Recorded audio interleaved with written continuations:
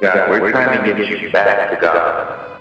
So 45 years ago today, October 8th, 1969, was when I had my first session with cosmic awareness as channeled through Dave Worcester.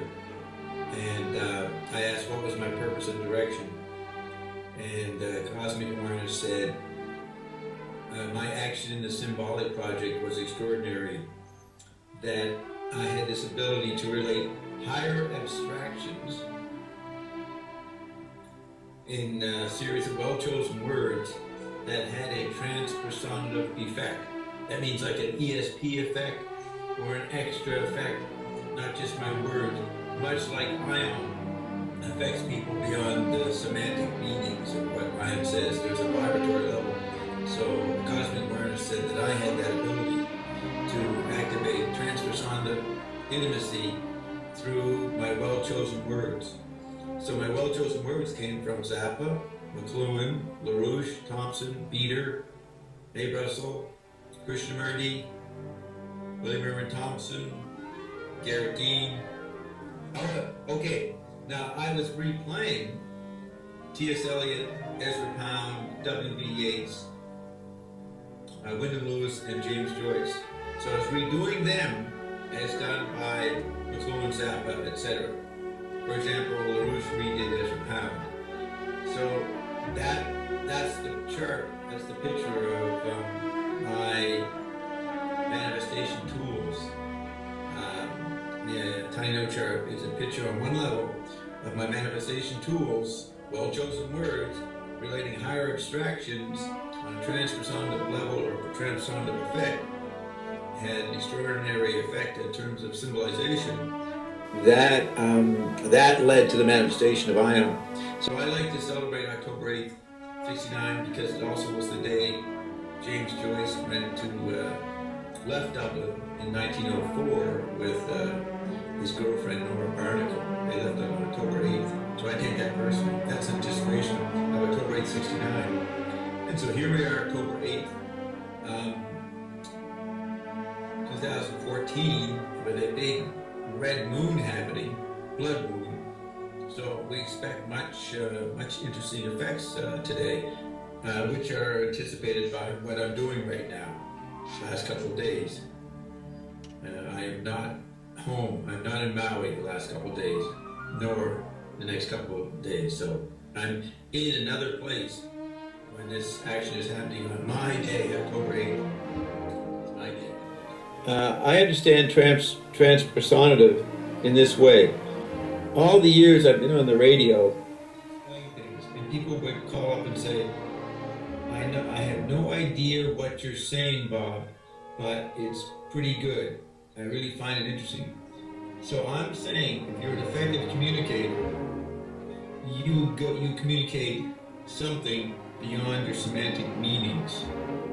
You've got, and maybe people call it sincerity, authentic speech, powerful speech, charismatic speech, but it's that frequency of something going beyond your semantic meanings that I'm calling transpersonative. So it's maybe a mystery in how that can happen.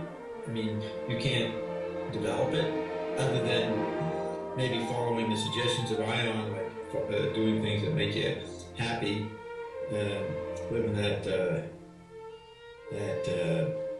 autonomous, I don't want to say follow your bliss, but just getting it right, living in perfect pitch, paying attention to other people and things, that builds up your power. And I think that's what cosmic awareness meant, is that I built that up so I had a transpersonative effect. And that was the main charisma I had.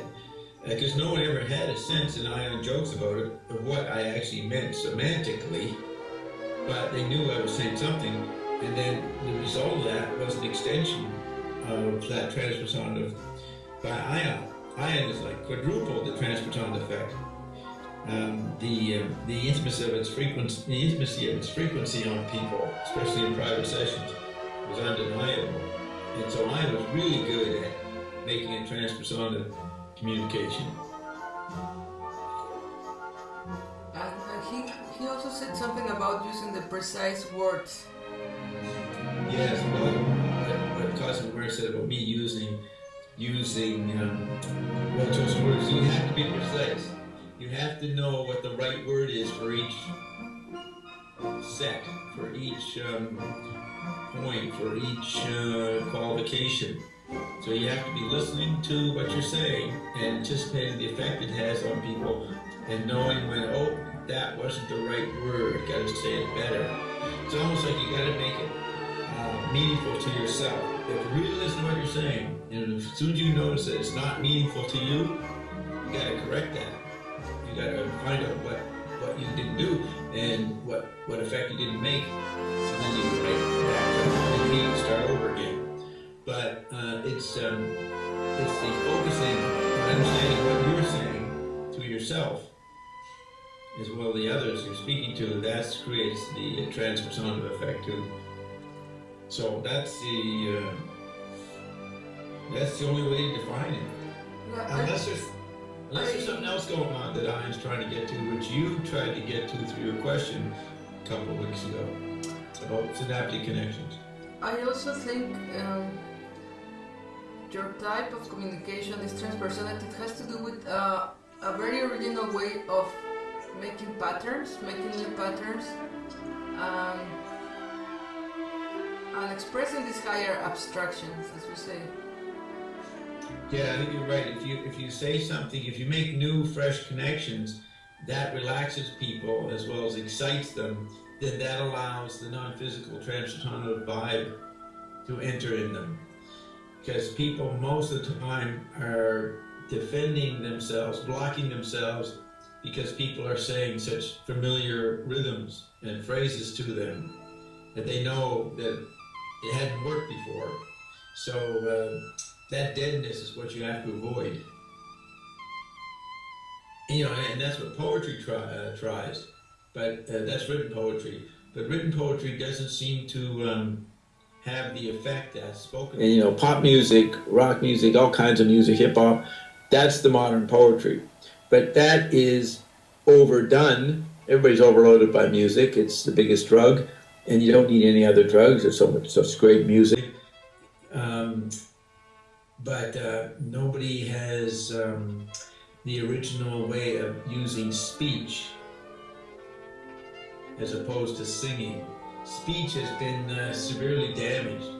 So my ability is to retrieve speech and its power and its unique way to make patterns that emphasize meaning. Could it be music affects the non-verbal, but the verbal, which could be pictorial. It's interesting, when music might be pictorial in its effect, but the verbal creates meaning, significant order. So it's creating significant order is what can also trigger transpersonal. Not just the flow of music, which creates a massage, and you call it the non-verbal massage. But that's one half of the brain. You could say that's the right hemisphere. The left hemisphere brain is crying out for applicability too. So, and me just saying applicability at that point is an example. I'm saying a word that is never heard before in this context. So the applicability of significant order that verbal precision can evoke is an aesthetic pleasure in itself. So Ian talked about the aesthetic versus the instinctive, or instinct. Putting the two together would be the transpersonative effect I'm talking about. So as you go for new patterns, as you utter them, luckily get it right, that attracts the instinct for getting the new, but it has to have a significant order, and that evokes the aesthetic. So our speech should include the merger of the aesthetic and the instinctive. Because instinctive is partly, you might feel you're winging it, but as you try to describe something new, which slang often tries to do bluntly, but as you try to make this new pattern, you have to be aware of an aesthetic order to it, significant order. That would be the aesthetic sense. And that comes from making sure that you're making sense to yourself as you do it. So you would never start saying a bunch of stuff and then say, oh, I don't know what I said. They ask you to repeat it. Well, I just was blabbing. I can't remember. That's a lazy mind. That's not creating aesthetic order. You have to know what you did say. You have to pay attention. You can't be talking absentmindedly. It's like, you should be like composing with your words. Yeah, you're composing. And that's the poetic instinct, which is aesthetic instinct. That's why Ion says this is the new music. It's like composition. Yeah. And a good dialogue with Ion, whoever does it, that's music. That's the new theater. That's the new poetry. Because there's nothing simpler than words, cheaper than words, inexpensive, yet more effective for the eureka sense in the brain. The sense of eureka or getting epiphanies. That's what one should aspire to when they talk. Back in 2010, one of my deep conversations, contradictory, frustrating conversation, was about what was thought, what was brain matter, gray matter, what was the skull, what was the brain, what was mind. And the phrase that comes up, he emphasized laying new conduits or new pipes, and thought was the water that ran through the new pipes. But that is what we do, or can do, is make new pipes. And so when you feel your brain's expanding from what we're saying on payday, that's you feeling new conduits being made. And you might say overlaying, you're overlaying new pathways. So you think in terms of synaptic connections as your imagery for pathways, but new ones are being made. Is the moon going to change in the new environment? It already has.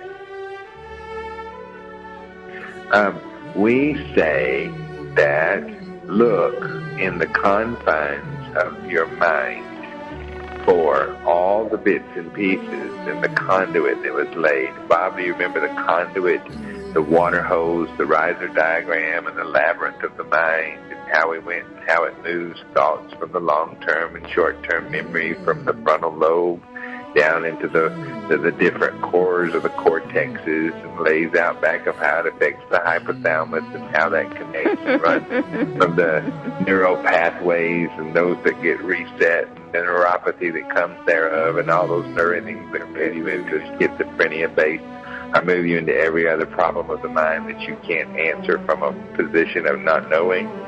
All those things. I do remember. I do. God, we're trying to get you back to God.